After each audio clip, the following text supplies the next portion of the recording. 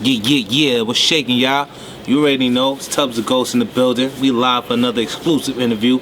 We are back on them back blocks, live at the Gaza. Got my head in the building, I should say. Huh? Yo. Well, going down. I gotta give you a knock for that. Well, you say a knock, right? I gotta give my heavy hitter a knock for that. My dog BR is in the building. Talk with your words real quick, B. What's shaking though? Man, I'm here, man. You know, came to talk the bullshit that's been going on. So I gotta talk it out, talk the truth, bring it to the light. Shit, Crate TV 6, YouTube.com/Crate TV 6, the Circuit Radio Show. You know, there's a lot of things going on. Money and violence. If you don't know BR, this is Mr. Observe from Money and Violence. I'm pretty sure they do know, because your followers is probably heavier than mine 2 times. You get what I mean? But together we collab like something better. There's a lot of things that's going on within the camp that a lot of people that's on the outside that don't know got a lot of questions for. So I'm glad that you came on the camera tonight. We're gonna clear up a lot of things. Shout out to KO Frosty. KO Frosty did an interview not too long ago. He interviewed a dude named Mr. from Money and Violence. To this now, Money and Violence, the biggest thing on since sliced bread and toasters and microwaves, and now there's a problem. Well, I wouldn't really say there's a problem. It's just certain people's getting emotional, getting in their feelings, and they're starting to brag out like females. I feel like when a lawyer have to get involved between boys, it's a problem. If me and you chilling right now, and somebody else have to come and officiate what we have to go through, it's a problem because we can't communicate no more. Nah, there ain't no lawyers involved, so that ain't the case. He said on his interview that we'll be hearing from his lawyer. Yeah. Man, listen, half of the man interview is a lie. You know what I'm saying? Talking about he didn't get paid. You didn't get paid. But I saw you there when every week when it was time for us to get paid, I saw him there. You know what I'm saying? He was there picking up his paycheck. So if you were speaking for you when you claim to be exposing Mo, the big bro, for not paying the cast of Money and Violence, I'm confused when you say cast of Money and Violence. Because I got paid. I don't know about you. And if you the one that's stupid enough to go and get paid $100 per episode, that's on you. That wasn't my situation. That wasn't a couple other cast members that I know of situation. So speak for yourself, my man. Like, and then you up on an interview calling mad, saying mad unnecessary shit, talking about bailing a big bro out of jail and bank robbery shit. Like, what are you talking about, my man? Like, unnecessary shit. Like, you looking for attention. Like, you attention whore. Like, come on, my dude. Like, that's all the unnecessary shit that was said, and it was all false lies talking about he didn't get paid, and all the other cast members never got paid. All right, so let's clear this up right now. Crate TV 6, we got BrMalie in the building. Money and Violence. Did actors get paid before all the bullshit was going on? Yes or no? Season 1, nobody got paid. Okay. Season 2, everybody got paid. Everybody got paid. So now him arguing about that is what? Emotional ties between him just not getting a certain amount that everybody else was getting, or? Nah. He's emotional because he died in Money and Violence. Okay. A lot of dudes got emotional when it was their time to die.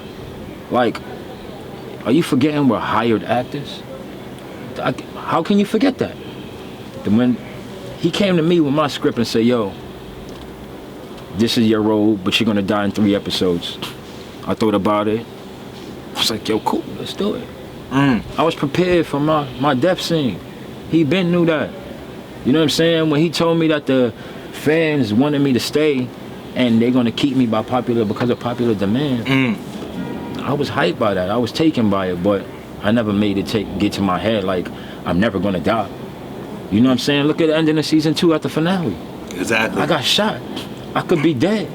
You know what I'm saying? So at the end of the day, I don't know if I'm dead. Y'all don't know if I'm dead. Y'all gotta see in season 3. If y'all really wanna see, y'all gotta wait for season 3, and season 3 is coming.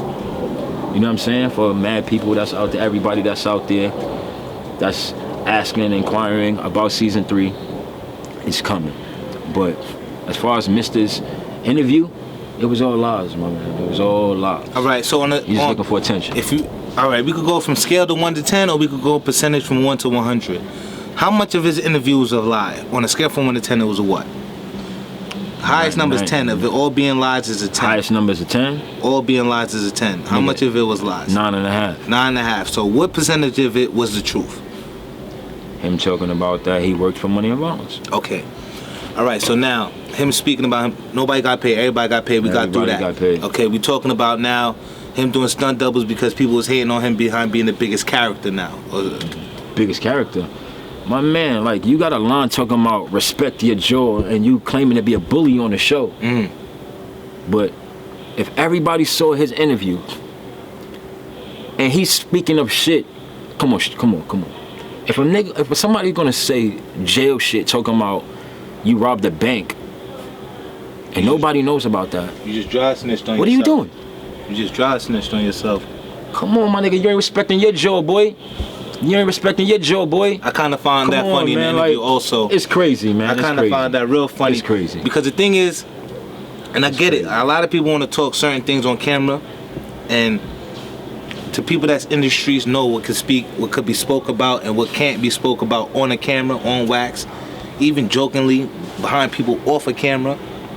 But when all that came out there, it just basically just, like, to me personally, I'm gonna speak to you like how the crowd view everybody right now. I feel like the crowd feel like the whole cast is broken. They feel like everybody got scammed out of money, because a lot of people want to know what happened with that 90,000, and then, or whatever the case may be, and they got turned around and signed a deal, and y'all didn't need none of that money. I'm not gonna say you particularly because you didn't handle any of it, but I'm gonna just say you because you was in that cast.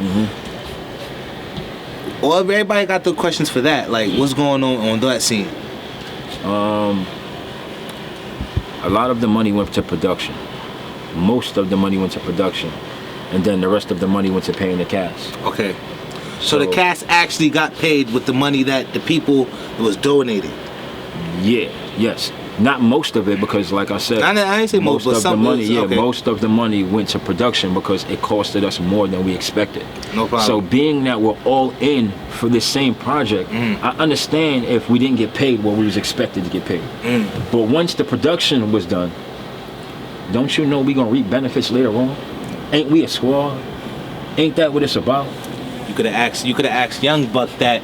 When 50 was giving out them contracts, he was the only one that turned it down, and a year later it turned into $1 million. He messed that up. What he was doing, crying on the radio now, right? All right, so now we get to that.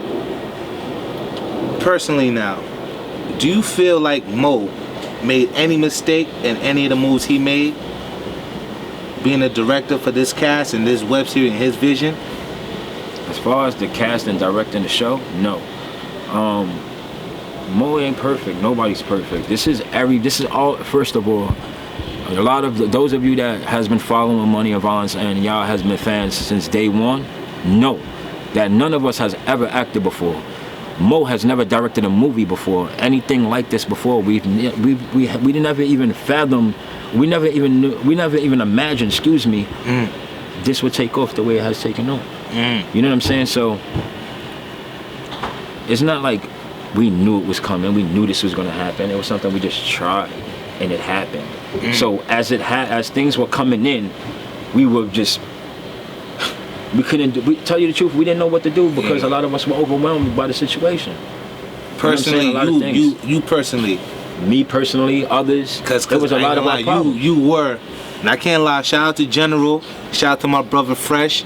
I respect all y'all, but you actually were the biggest yardie on that show. Even though General was the face, you were actually the fan favorite on that show. Like, nobody wanted to see you die off. And when you joined Miz, everybody was like, yo, bomba clot, flatbush, shoot the car, dollar van ting. You know what I'm saying? Like, I know I probably said it wrong, and I know I might get hits for saying it, but fuck it. But you were actually, when y'all two came together, everybody on their show was like, shit, let me take this off and really watch this shit. Let me roll another spliff. You know? Do you feel like, in answering your question, he was right for even bringing that bullshit up, where y'all wasn't even that close within the communication-wise, where you can even speak about it?